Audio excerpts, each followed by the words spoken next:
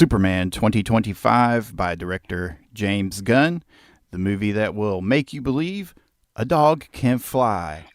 We'll talk about that and more today on Comic-Jutsu.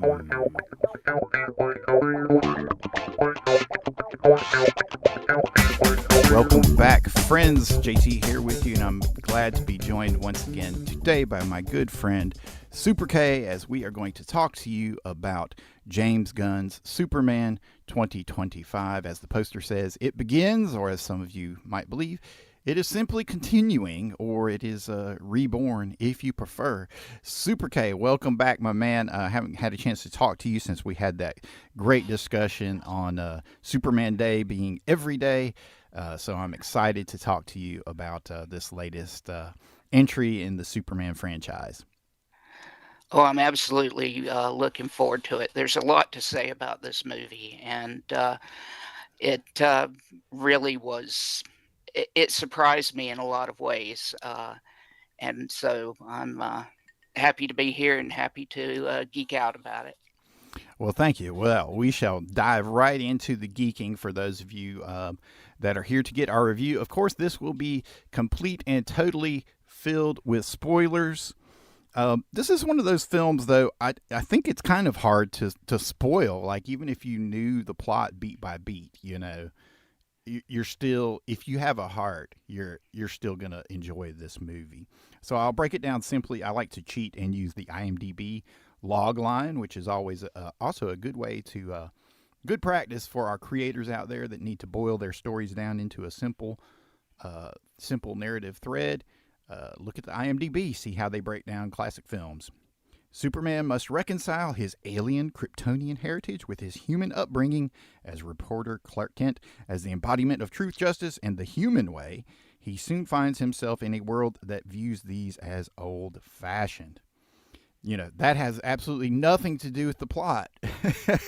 Yeah, we pick up with the beginning of the film. We see Superman, crash landing into the snow. Well, this is right after an immediate info dump of sorts, which the info dump, telling us that that metahumans appeared on Earth 30 years ago, and Superman revealed himself 3 years ago, and then 3 minutes ago he got beat up for the first time. I think it's okay. I mean, it's a short enough info dump, but it kind of reeks of studio interference. Like, we need to put something in there, because otherwise I'm not sure that James Gunn would have done that. But one of the great complaints that we always hear about Superman is like, oh, he's too powerful, or he's not relatable, or this or that. And in my opinion, they really set out and made in this film to show you that, yeah, well, he can be beaten, and yes, he is human. He does have flaws, and he does have weaknesses. So anyway, opening, he crash lands in the snow, which is an awkward way to be introduced to Superman. But he summons Krypto, which was the genius stroke of this movie. If this movie did not have Krypto, the super dog, in it, it would lose levels of heart, without a doubt. Without a doubt. But as soon as Krypto appears, I just feel absolute joy at him running through the snow and then jumping on Superman. It was great. I mean, he was the best boy, and he showed why. Even though he was a little unruly, which I thought was great, because anyone who has a dog knows they're not always 100% by your side and staying still. They want to play, and Krypto wanted to play. It was a lot of fun to me. Especially if it's a dog that has to stay cooped up a lot. As soon as you let them out, that's what they're going to do. They're going to run and jump, or if they haven't seen you for a while, they're going to run and jump on you. I mean, that's dogs. So imagine a dog with Superman strength, running and jumping on you. You better hope he doesn't do that to Lois one day. It's like, oh my God, you splattered Lois everywhere.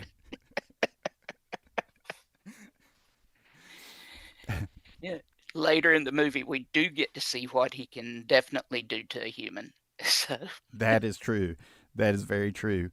So, action wise, I mean, just describing this movie, right away we're pulled into this plot where we learn about Superman having helped delay this conflict between these two nations. I always butcher the name, like Jarhanpur and something else. But anyway, so it's essentially an ersatz. It's easily read as an ersatz Russia and Ukraine, or you could even go so far as to say Israel and Gaza, depending on which side of the conflict that you fall. And in a lot of ways, it shows right away that James Gunn has this understanding of the mythic importance of superheroes and how they can be used. And it's not done in such a heavy-handed way that it really beats you over the head with it. But before we dig too far into that, I'll try to describe the storyline a little bit more. So Krypto takes him back to the Fortress of Solitude, which we see rise up out of the snow. I love that they maintained a bit of continuity with the original Richard Donner films, the whole crystalline Fortress of Solitude thing. I love that they put the robots in there. There's an approach that James Gunn takes here of just throwing all this stuff in there, because we are a decade and a half, almost 2 decades into being completely inundated with every kind of superhero movie that we can think of, every kind of superhero story, good, bad, indifferent, what have you, every kind of approach that we've seen. There's no point in holding the audience's hand anymore and saying, well, let me introduce this, let me introduce that, let me introduce this, let me introduce this, and we're going to take 90 minutes to tell you why Guy Gardner is a Green Lantern. No, there was a stupid Green Lantern movie 14 years ago. You know what a Green Lantern is at this point. Or if you don't, it's okay. This movie may not be for you, but I'm diving too far off anyway. Get back into the action description. So anyway, we find out, long story short, this whole thing is a plot by Lex Luthor. He's helped nurture this conflict between these two nations. He's been selling arms to them. I mean, a lot of this stuff, Boravia, there we go. I'm trying to sit here and remember what the name of it was.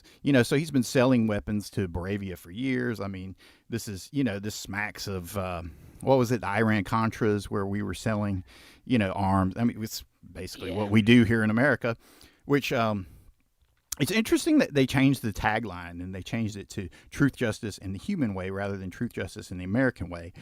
Because the American image has become so tarnished worldwide. But even in doing that, they're not appeasing anybody. People still see it as an American hero. This is representing the American way. So I think in a way that was a change they just didn't even need to make. Just wear it. Wear it. He does represent America. Yeah, he represents humanity, but he also represents the best of America. Okay, back to the plot. So it's the whole thing is just this complex Lex Luthor plot, which is great. We'll get into the cast. I totally bought into Nicholas Hoult, however you say his name, as Lex Luthor. We find out that Luthor has been involved. We eventually find out that he's cloned and he's created U-Man, so he has his own Superman that he mind controls. I love how he has this whole little setup in his command center where he's giving commands, for U-Man to follow, or even when he's in the guise of the Hammer of Boravia and whatnot. And he eventually reveals that he's been manipulating the media, and and he's had people manipulating social media to help sway public dissent and whatnot. We get introduced to the Justice Gang, which is represented by Guy Gardner. No need for introduction. We had a Green Lantern movie. There's Hawk Girl. No need for introduction. She was just in Black Adam. She was also on the TV show. Mr. Terrific, if I'm not mistaken, he appeared on one of the WB superhero shows at one point. I didn't follow them all because they're a little too Buffy for me. So in a lot of ways, he's almost the only hero they introduced, really. And we get to spend, the most time with him, which I thought was a really interesting choice. Oh yeah, for me that was one of the highlights, really. Mr. Terrific was on Arrow for a few seasons, but I really, and I know we'll get to it later, but man, he kicked butt. He He did. absolutely kicked butt. He was great. He was And a highlight. yeah, he really, his fight scene to me was just, you want to talk about fight scenes. That one just was amazing. Yeah, the action in that was really good. So before that, Luthor sets up another plot where he has his henchmen release this little mini monster that gets bigger. That's classic James Gunn humor. Where he's just putting a little kind of a goofy touch, goofy twist on everything, and he's like, well, "This is a monster." Yeah, the henchmen are like, "What is this thing?"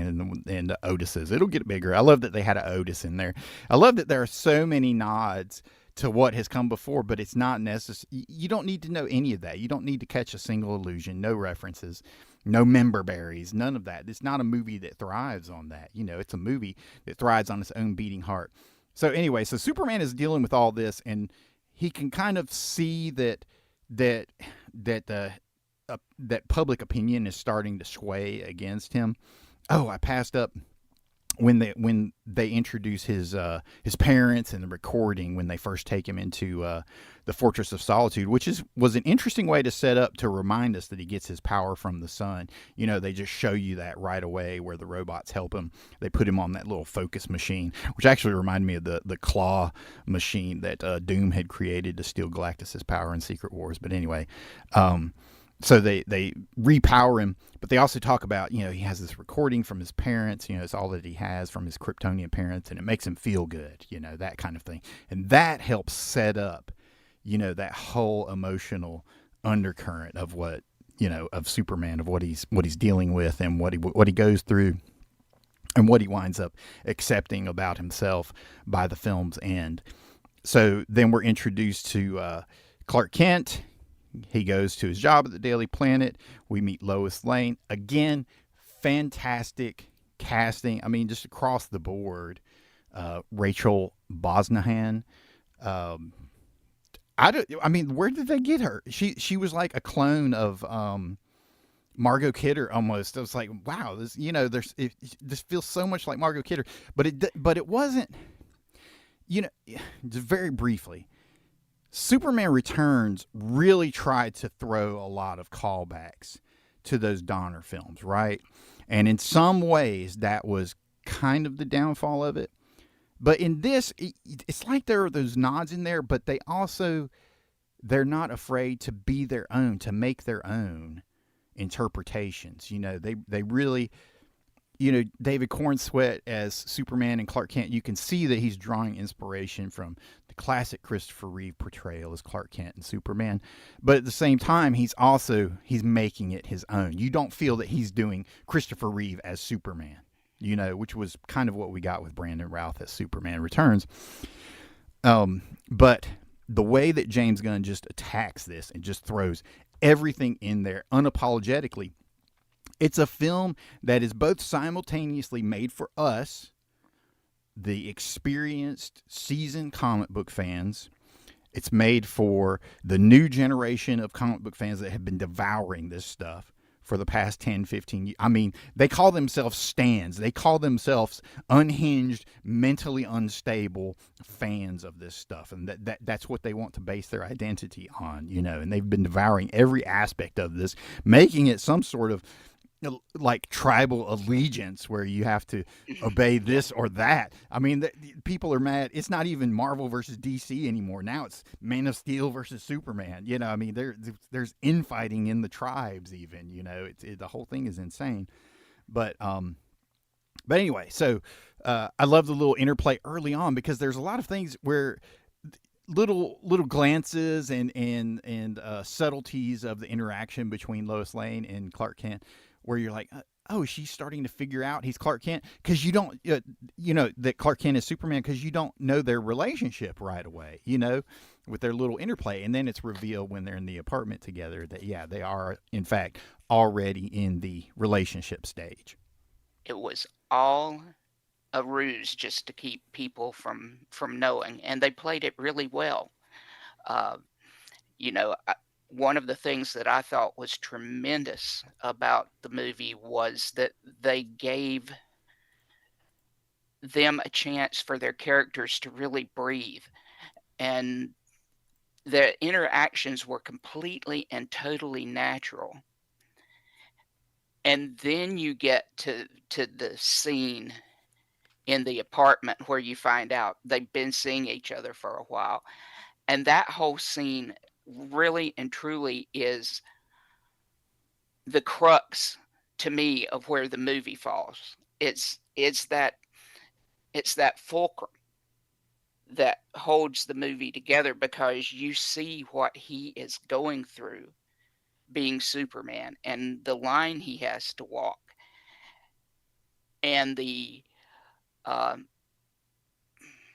what's the word I'm looking for? Kind of Right. the responsibility that he feels, you know? And I just thought that whole thing was absolutely brilliant.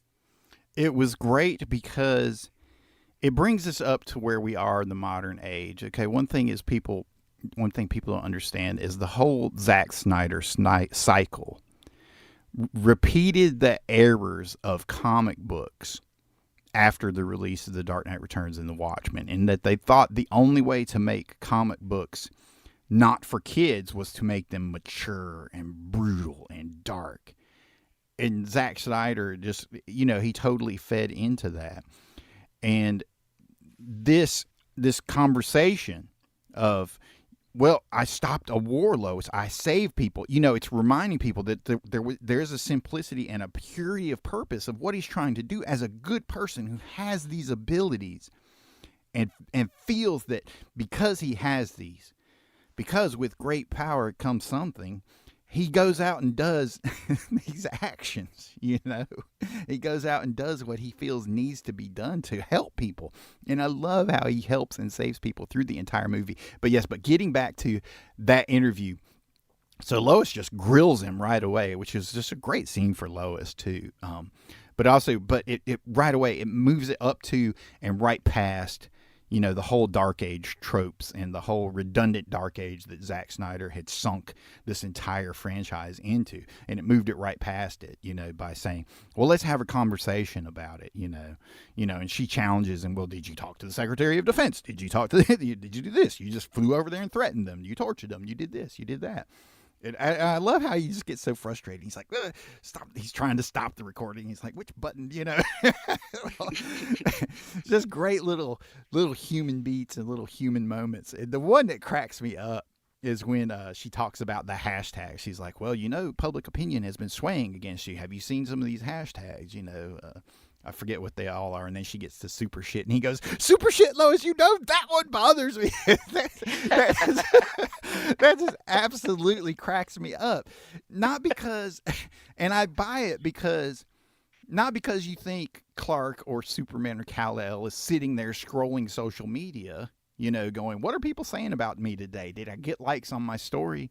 No, it's that he sees it, is that he does these deeds. He knows what he's going through. He knows the sacrifice that he's making. And then he sees it accidentally and he's like, why are people attacking me over this? And anybody that's any sort of creator or has had to put yourself out there into the social media round, if you will, you have those same feelings where you're like, man, let's make this great. Like you and I will make this great podcast, okay? We'll put it out there. The first comment I'll get was, you guys are stupid. Snyder. I was like, what? I mean, like, you didn't have to say that. Just don't listen to it if you don't like it. If you disagree, move on or do it in a respectful way. You don't have to hashtag super shit me. But I thought that was really great. And it was just it was great. I mean, it grounded everything. It does. It's, it gets you into their relationship. It gets you into understanding where he is in terms of coming to terms with his own responsibilities and what he feels that he needs to do to be the person that he is. And it's just fantastic. So moving on with the plot, I mean, the plot is crazy. We can't sit here and talk out the entire thing, but eventually he turns himself in because Luthor and his henchmen, specifically the engineer, which I thought was an interesting choice to bring in the engineer from the Authority. it just tells you the power and scale level that they're dealing with there, because those are all world beater type characters, where they break into the Fortress of Solitude, they fight the robots, they have that brief fight with Krypto. You feel bad because Krypto gets captured, but then they see the message from Kal-El's Kryptonian parents, and the engineer hacks into the machine, and she says, I can hack it, and there's more of the message and whatnot. And then Luthor puts the message out there, and immediately my thought was that he's just lying. That this whole thing is just a lie. Luthor goes on this talk show, which has clear parallels. I don't even want to say the name of these despicable people in our world, but anyway, has clear parallels, to the grifting, media personalities out there, where Luthor goes out there and he says, "Yeah, this alien is here to rule us all," and he's turning public opinion against Superman. And then once Superman realizes that, he turns himself in. He's arrested by U-Man and the whatever contingent is being run by Colonel Flag. There, they never say like Suicide Squad or whatever, but we know we just had two Suicide Squad movies, so we know exactly who Flag is. But then, so they round him up, and right away you're like, wow, this is, they're taking this immigrant and they're putting him off in this place where he has no rights, and he's disappeared out of the country and off the planet. This right away, this has parallels to exactly what's happening in our world today. And again, this speaks to the power of the myth. They don't have to beat you over the head with it. Beating you over the head with it would have been a little bit more, well, I don't know. I don't go down that road. But anyway, it shows you how you can build these parallels using these myths and make people start to think about, even if they're not thinking immediately, it plants those seeds way in the back of their heads, where they start to think about this and like, oh, this is kind of like what's happening in our world right now, where people are getting rounded up and shipped off to, super prisons and whatnot. It's very, very scary. Art speaks truth to power. It always has. Absolutely. Absolutely. And the sequence where Lois goes and appeals to the Justice Gang, Guy Gardner, Hawk Girl, and Mr. Terrific, that was just another great interaction. Again, the fantastic casting here, which we'll run down a little bit more, because Nathan Fillion as Guy Gardner was just like a stroke of genius. What was the guy's name who played Mr. Terrific? He was great. He was just a good. It's Edie Gathegi. Yes, I have a hard time saying his name for some reason. Yes, but anyway, so the whole cast is fantastic. There he is, Edie Gathegi. He was in something else. Oh, he was in X-Men First Class. That's right, and he had like one scene, and then they killed him. Yeah. So it was nice to see him in this. So I like that that whole sequence where Lois is talking to Guy Gardner, and Guy's like, so he's Clark Kent, right? And Lois is like, why does he trust everybody? And again, that's that little glimpse into the character of Superman, because he does trust everybody, because he does believe everybody. We haven't, and eventually coming up, we'll get to the whole punk rock discussion, as that happens actually at Superman's home. But anyway, so long story short, Superman gets imprisoned. This is when he finds out about the pocket dimension. Luthor comes and confronts him, basically tells him what he's been up to. Reveals that he's been working with the Baravian president, and they're fabricating this entire thing. And Lois gets Mr. Terrific to come in and help save him. That whole sequence is great. The inclusion of Metamorpho was a little bit odd. I thought, well, like, why can't they just have kryptonite? But I went with it. I didn't have any problem with it. Metamorpho, I guess, is probably one of the characters that they might be introducing. I don't know that he ever made an appearance on any of the shows. He might have been on Teen Titans or something, but I didn't watch all those. I just watched one or two, and that was enough for me. Well, for me, including him in there, and just that whole scene in the pocket dimension, and the way he was using monkey bots, right, to Right. attack social media, and then Krypto, and the fact that he has Krypto over here chasing, virtual squirrels just to keep him busy. It so leaned into the Silver Age, and it did it in a very modern way, reminding me of, Morrison's All-Star Superman in a Right. way. But not only that, but you take the difference between what Gunn was doing in this movie and say what Sam Raimi did in Spider-Man, and they're going into the Silver Age material, but doing it in a couple of different ways. And honestly, as much as I love the Spider-Man movie, this really hit me. This was like, this is the way to do Silver Age and do it right in the modern era. Yeah, absolutely. You can tell Gunn drew a lot of inspiration from at least All Star Superman, if not some other stories out there. I've heard mention of Birthright. I never finished Birthright, by Mark Waid, so I don't know. But definitely from just the total carefree abandon, with which that they dive into those concepts of not caring, of all of a sudden now here's Superman arm wrestling Samson and Atlas. It doesn't matter. You just put it in there and make it happen. But the whole movie is grounded by that emotional thread of Superman and Lois and the relationship with the world, and then the greater question of the conflict and how he should involve himself in it. And the whole thing is grounded, but it is also just so much fun, and it calls back to what made those early Marvel movies work was that they embraced the four colorness of their origins, and in most of those early films, they were not exact one for one adaptations, but they were close, at least adaptations to some version of those heroes' origin stories or some other significant event, Civil War, what have you. And in embracing all of that four color heritage, even though he didn't adapt any specific story, like we talked about on the Superman Day podcast, just adapt All Star Superman. There's your movie, which is still what I would have done. But I accept this. Not only did I accept it, but I absolutely, completely loved it. Superman is trapped in this interdimensional prison. Luthor comes to confront him, gloat. The sequence where he brings in the falafel dealer, Malik. This is a chilling sequence. That's where you get to see some of the depths of Luthor's depravity, where he puts this guy in front of Superman who's being held there helpless by Metamorpho and the kryptonite and whatnot.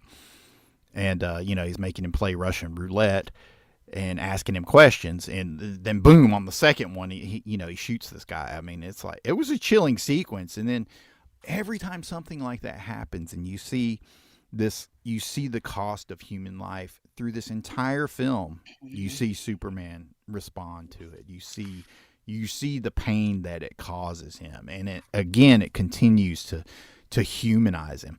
And it was just, oh man.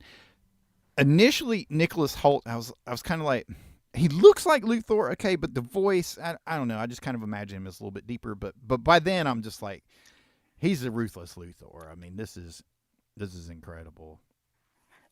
Honestly, this is the Luthor I've been waiting for. For me, this definitely is my version of Lex Luthor. That's the way I see the character. So yeah, because he'll do anything, anything. He has no limits.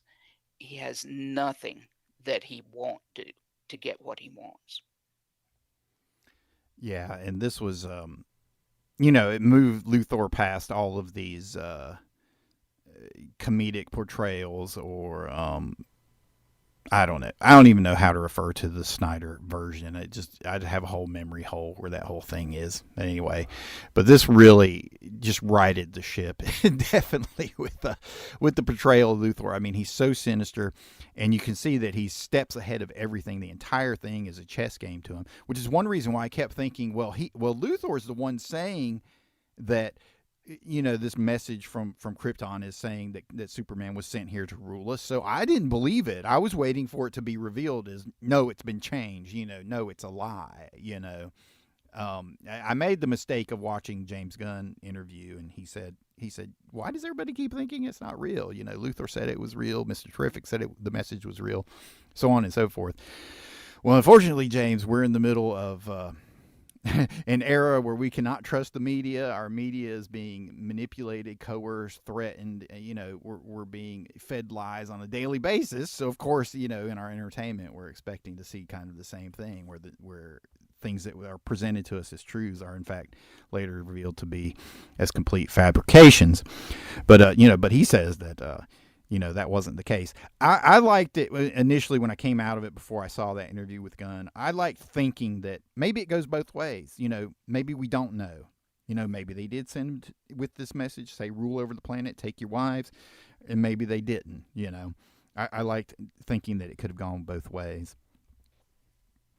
But so Mr. Terrific comes with Lois. That's that great action sequence that you're talking about. It kind of calls back to one of the sequences, I think in the second Guardians of the Galaxy movie, where they have Yondu with his arrow. But here you have Mr. Terrific with his terrific spheres, his T-spheres.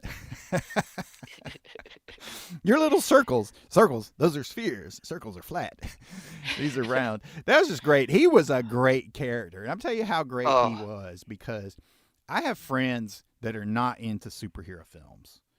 And when they watched this, he was like, yeah, the black superhero was badass. They enjoyed that. And they still enjoyed the overall movie, never having picked up a comic book in their entire lives. Never. Having no idea what any of these characters are.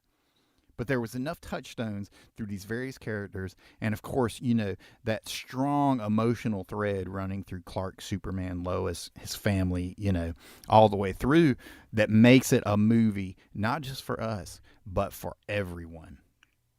Absolutely. But here's the action sequence where he's got the spheres going everywhere. It's great. It's choreographed to another fun James Gunn song. It was just great. It was just a great little action sequence. The action through this whole film is great. It really is, because you have these characters that are essentially indestructible, but none of the sequences get boring. Let's call back to Man of Steel.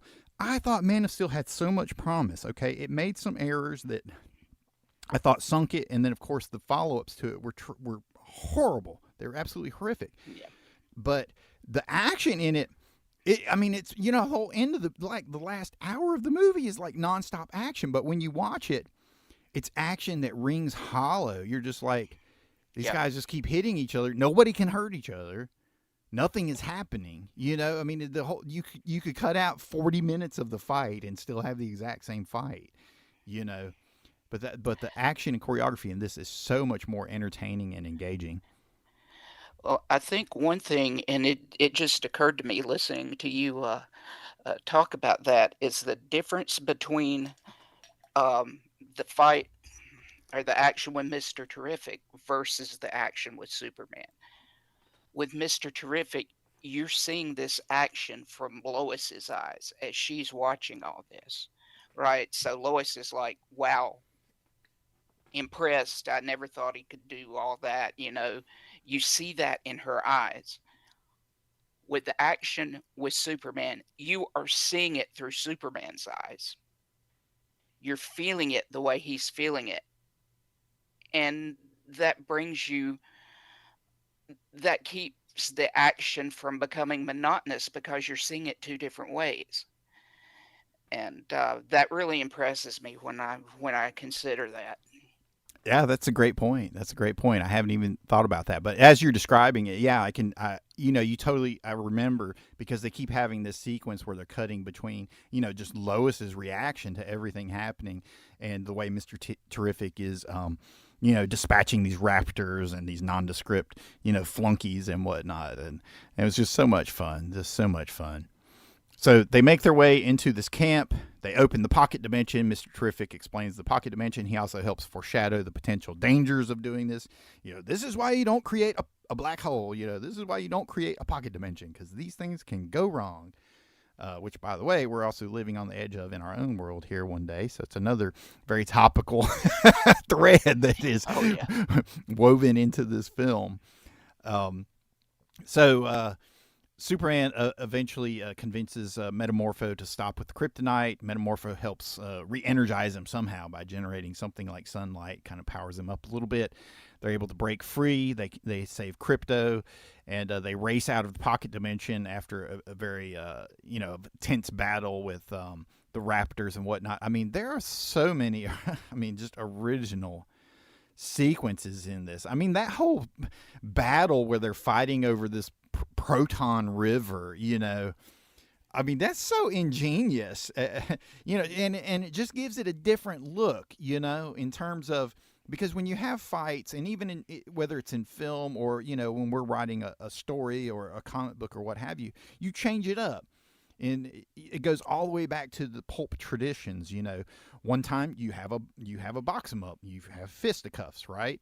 The next time you have a guns, you have shootouts. So here we are, we're taking this to the nth degree with Superman.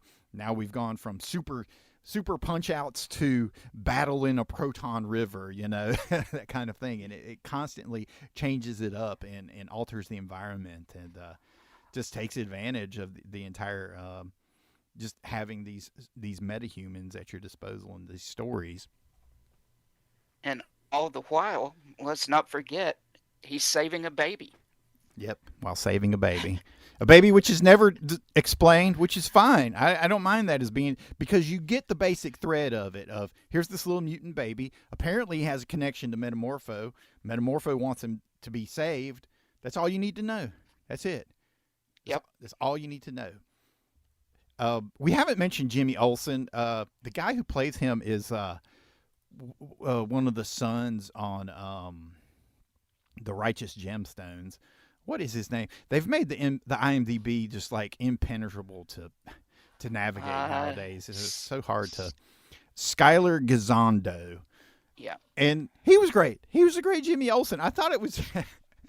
It took a second for, they kind of made him this sex symbol, but I bought into it. This is where me as a fan, like, oh, he's Superman's best friend. Of course chicks are going to be into him, especially nowadays. He would be an influencer, basically, I mean, so I thought it was interesting that he had the connection to Eve Tessmacher, another nice little callback to, the original Superman the Motion Picture, the Donner films, because we had Miss Tessmacher, who was always... at Luthor's side and whatnot. So it was a nice little callback to having her there. And of course, she's updated to the me generation, where she's constantly taking selfies everywhere. And of course, that plays into, the overall plot. James Gunn really just did his homework with the writing here. It was just fantastic.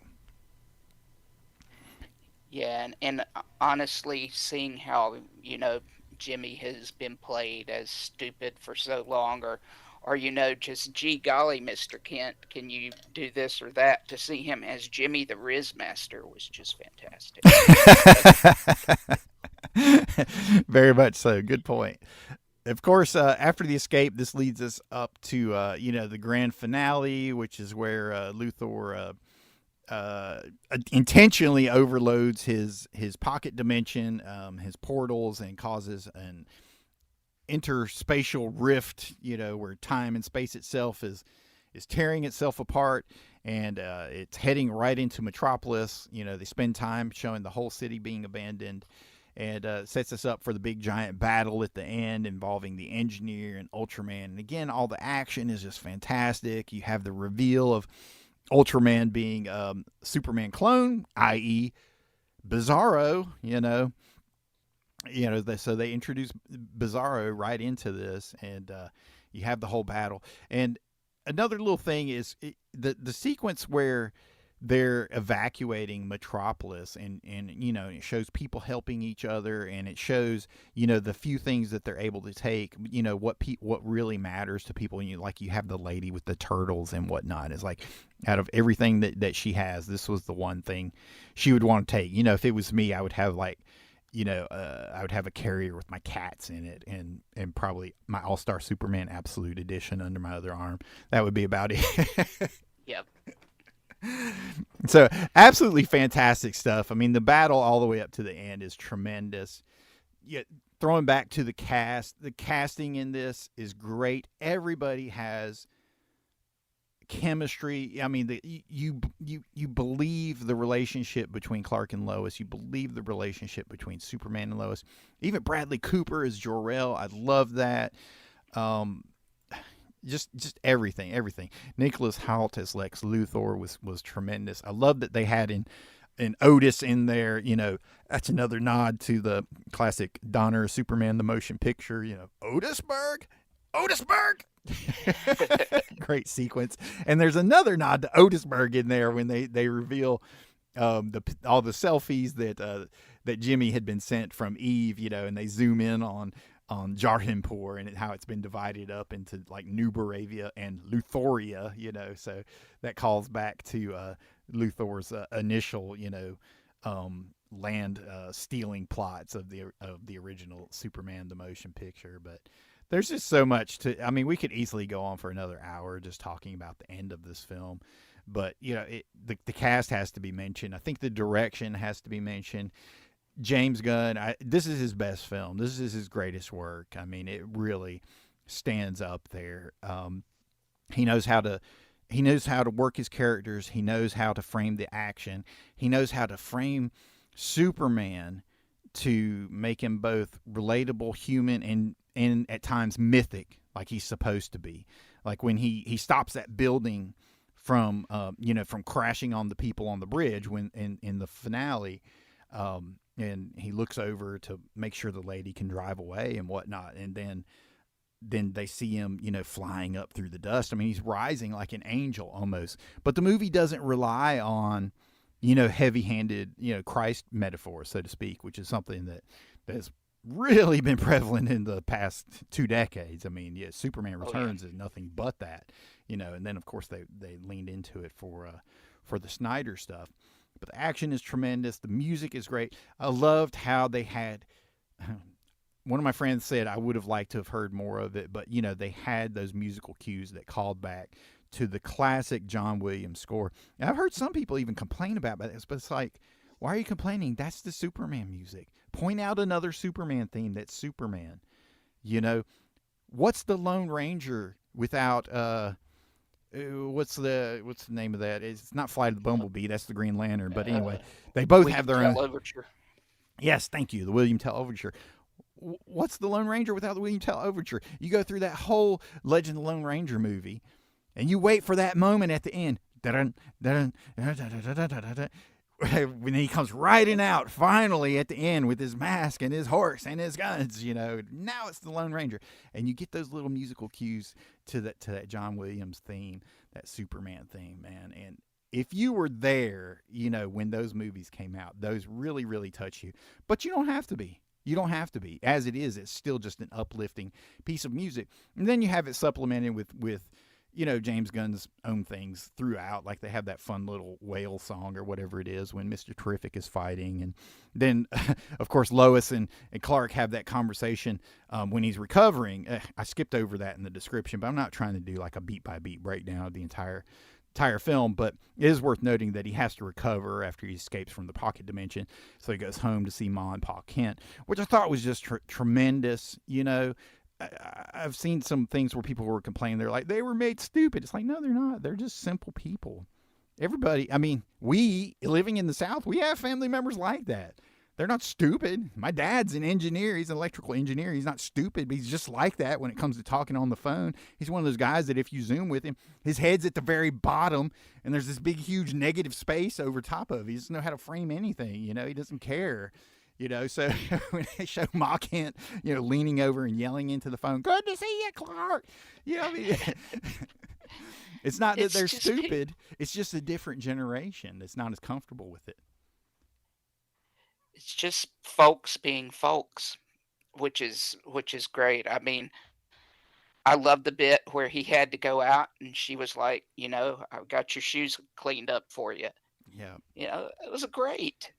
And the sequence where he talks to his dad, I mean, it might make me tear up here just thinking about Yeah. it. I mean, where they just sit out back and Clark is barefoot and he's eating cereal. I mean, and you just in your head, you're just like, this is something he's done before. You know, when he's depressed, he goes out back and eats his cereal, you know, and here's his dad coming out to talk to him and encouraging him, you know. It's just incredible.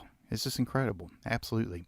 The effects Rather throughout the than film are telling, fantastic. I'm sorry, go ahead. I was going to say, rather than telling him to hide away and be selfish.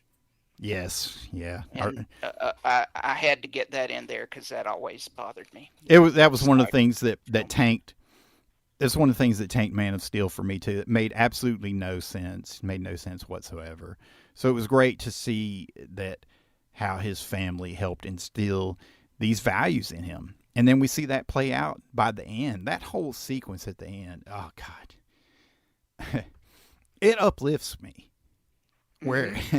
he goes back to the fortress and and they say let's play his message from his parents. It makes him feel better. And this time it's not his Kryptonians. It's it's Ma and Pa Kent. Yeah.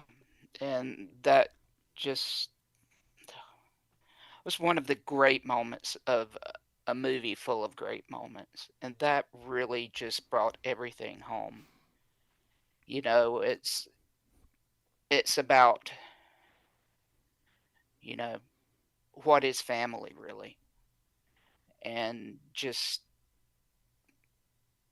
it's undescribable. I mean, It is. You see all those little clips of him as a kid, and the one where his dad is holding him up and he's doing the Superman pose. That's like, oh my God. I mean, this is just incredible. It's so touching, and it just grounds the whole film again in a film that's full of grounding points, you know. But and then they play out with Punk Rocker, which calls back to that sequence where he's talking to Lois, at the home, and he says, "I'm into punk rock, Lois," and he names his bands, and she's like, "Those are pop bands, those are sellout bands," and he's like. Yeah, and she says, why do you think everybody's the most wonderful person you ever met? And he says, maybe that's the real punk rock, Lois. That believe instead of being a cynic, you know, being the optimist, being the believer is the real punk rock. And I think to me that goes back to the heart of this film, that this is a film for true believers. We live in a world that's overrun by the cynical opportunist right now. So as true believers, we're in it. We're in it thick, and we're hurting right now because we're seeing everything that we believe in being destroyed and perverted. But this film, it's about being a true believer, about being a believer in humanity, being a believer in ourselves, believing in compassion, believing in justice for all. yes, it just by the end of it, you're like, this is how I want to be. This is the way I want to live my life. Absolutely. And at the same time, I got to say that one post credit scene where he's like, "Oh man, you can be such a jerk sometimes," talking to himself. It was just great because that's him saying, I've still more work to do. I could be even better. And who doesn't want to be even better? Absolutely. And watching this film, I mean, it's like medicine for my soul. I went and saw it for the third time at the drive-in last night. I took in a double feature at the Bait and Drive-In. This is not a sponsored podcast, but I'll just mention it because there aren't many drive-ins left out there in America anymore. But they announced this double feature of the Fantastic Four First Steps and Superman. And I thought, my God, I have to go. I have to go. And it was the third time I'd seen Superman. The first time I'd seen Fantastic Four. They played Superman second. They didn't start it till probably 11:15. And, I stayed there through the whole thing. And I never had that twang, that pull of, man, I wish this was over. I found myself suddenly there are moments in the movie where I cheer, where I'm like, yeah, now that I'm familiar with it, where I cheer and I'm looking forward to it, and they're just fun moments. And it's almost like a Star Wars movie to me, like something that I could just play in the background to just make me feel better about myself and about humanity and about the potential for the future, and it just uplifted me in a way I haven't felt in so long, really, since the original Star Wars films. I mean, maybe Star Wars: The Force Awakens, but it was tarnished by what came after. But but to really, really be uplifted, it calls back to those early Superman films. I mean, because as a kid, I didn't know Christopher Reeve was an actor. I thought they were filming Superman. I didn't know. Hmm. I Yeah. believed it. And this movie makes me believe again. The first thing I had to do was right after I saw the film was I bought my nephew a Krypto doll and I sent it to him. I said, "You have to. You're born in this time. You're gonna experience this. This is gonna be part of your subconscious, whether you ever watch the movies or read comic books or not. But you're gonna have a piece of this." And my sister sent me a picture with it and said, "He's obsessed with it." That's great. Carries his Krypto doll around everywhere, so he absolutely loves it. But one of the things that I love about this, I mean, we mentioned, some of the ways that it calls back to either, its comic book roots, comic book history, but also, some of the other films is I can see this as a continuation of those Christopher Reeve films. You could even see this as a continuation of Man of Steel to an extent. I mean, obviously there are little continuity differences, right? I mean, you can easily just pick this up as part of all of those films. It doesn't do anything to destroy or diminish or replace any of them, but in a way honors everything that came before, and it builds towards a new future for us. I mean, not just because, David Cornsweet did such a fantastic job, but you, if you watched him, watched his facial expression, just his looks, he had a little bit of Reeve there. He had some Cavill there, and even some Brandon Routh.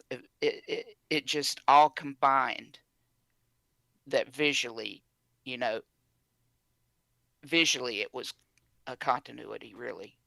A lot brighter than Man of Steel, but visually just seeing him, you could believe him to be any one of those versions of Superman. Absolutely. Yeah. I absolutely loved it. I mean, there's no other. I don't think it's perfect. I don't. And, if I rate it on a scale, I usually use a 10-point scale. I would give it like a 9, maybe a 9.5. I don't think it's perfect because perfect would have been adapt All Star Superman to me. But maybe over time, I might change my mind. It might become. It's just perfect. In my mind, it might just It, become perfect. it is awfully close. I mean, I think I'm right there with you. I'd give it about a 9 or 9.5. There's so much that I wanted to see that I didn't realize I wanted to see in that movie, and it surprised me with it. And I absolutely love it. And it's not a film that's impenetrable to the masses. Like I said, I have a friend saw it, never reads comics, hasn't read a comic in his life, doesn't care about superheroes one way or the other. He said it was a good film. Other friend, female, doesn't read comics, doesn't care one way or the other, doesn't is the kind that's like, who is this again? Who's that? What's that? Enjoyed it from beginning to end. You know, these are people that are not part of. They're not of the cloth, if you will. They are. they're just part of the masses, and they enjoyed it. They thought it was just a good, fun movie. And then you have Yeah, us, and we loved it. I think, it reminds me of even Star Wars. There were a lot of people who weren't science fiction fans at that time, would never go see those movies. Star Wars brought them in and they loved it. And it once in a while you get a movie like that really changes things and brings people into something they've never explored before. And that's fantastic because that's the way we grow as people. So, I am happy to see the success of this movie. 100%. You know, and that you said it right there. It helps us to grow as people, and that's what Superman is for. Now, speaking on the success, I guess we're a month into the release. Domestically, it's earned up to 316 million. Internationally, it's made 235 million. So the global total sits at 551 million as of this recording. Okay. Personally, I don't really keep up with box office, but it's successful enough that they announce James Gunn is writing the sequel. That's all I needed to know. That's all I need to know is that we have more Superman in our future. Superman is in good hands. Ever since I saw the first James Gunn Superman superhero film, which was entitled The Specials, released in 2001, about the world's fifth greatest superhero team, I highly recommend it. It's super low budget, but I thought, here is a guy that understands superhero films. He needs one of these big properties. Flash forward, he gets Guardians of the Galaxy. I thought, man, they're doing Guardians of the Galaxy. They're really dragging the bottom of the barrel here. Guardians of the Galaxy is fantastic. People think it's the Star Wars of the modern generation, you know. And then finally, he gets Superman. And the world is right again. Well, at least in the DC entertainment universe, it's right anyway. And we all have something that gives us a bit of hope for the future, and that's something that's invaluable, and it's a gift for all of us. And I would extend my thanks out to James Gunn, so thank you. You earned your paycheck, every single penny of it, and I look forward to where you're taking us next. Absolutely, absolutely. I'm looking forward to the whole ride. So, Super K, thank you so much for joining me for this breakdown of James Gunn's Superman. Do you have any closing thoughts? I think we've put a pretty good bow on it, though. I think we have. I mean, I would just say if you haven't seen it, you're missing out. Go see it. Go see it in a theater. Don't wait for it to come around on digital or streaming or you know the physical media. Go ahead and see it in the theater. You'll be glad you did. Yes, I couldn't agree more wholeheartedly. I saw it initially in IMAX to get that full widescreen. I did not go to the 3D because I'm not so big on the 3D. I saw it the second time in just regular 2D. Still loved it. Like I said, saw it on a ratty drive-in theater last night. It looked great. It was fantastic. I'm going to go see it again. I'm going to try to catch a 3D. I want the whole thing. I want to say, okay, what is this like in 3D? What is this T-Sphere sequence with Mr. Terrific like in 3D? I want to be there. So, thank you for joining us. I'm JT. He's Super K. Make sure you subscribe to the YouTube channel and, of course, the podcast. And Comic-Jutsu, where we will talk to you more about the things that we love, which is all things comics. And, of course, we will discuss the art of comics. And that is what you've been listening to. Thank you for joining us. We'll see you next time.